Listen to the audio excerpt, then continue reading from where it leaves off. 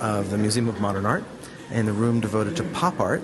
And we're looking at a really great painting. It's actually a really large painting. And it's not really a painting entirely. It's called Gold Marilyn, as in Marilyn Monroe. It's from 1962.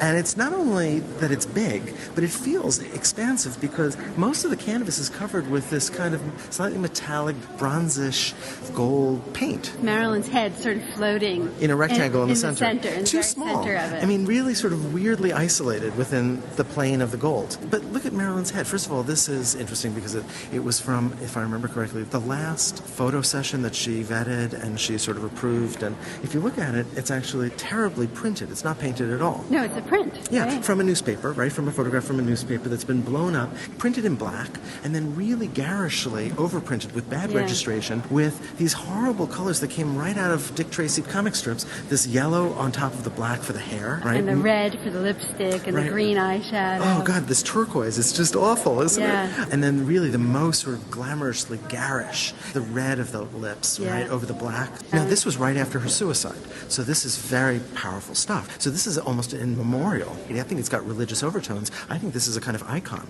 I think that the gold is functioning like the gold in a Byzantine painting. And she's replaced the Virgin Mary. She is in our consumer culture, in our culture of glamour, of fame, which was incredibly important to Warhol.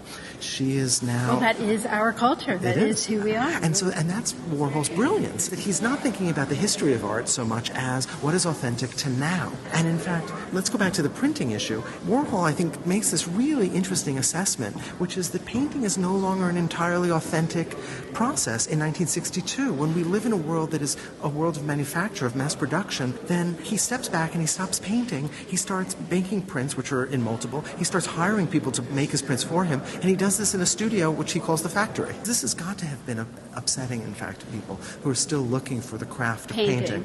And worse than that, what Pop's main issue was turning the still life, the landscape, traditional history painting, what was left of it, all of those, in a sense, ancient traditions on its head and looking to popular culture. I mean, painting no longer the Virgin Mary, but a pop icon is an incredibly powerful, aggressive statement against Western culture. It was Lichtenstein who was asked in, I think it was 1961 or 62, what was pop art? And he said, after abstract expressionism, we could take an oil-soaked rag, put it on the wall, and somebody would call it a work of art. We were looking for something that was still despicable. And he said the thing that was still really despicable was popular visual culture, was the stuff of our commercial world. Low culture. Yeah. To me, this opens up a whole issue about identity and the way we assume identity. This is not Marilyn. In fact, we don't have any access to who she actually is at all. What we have here is her mask.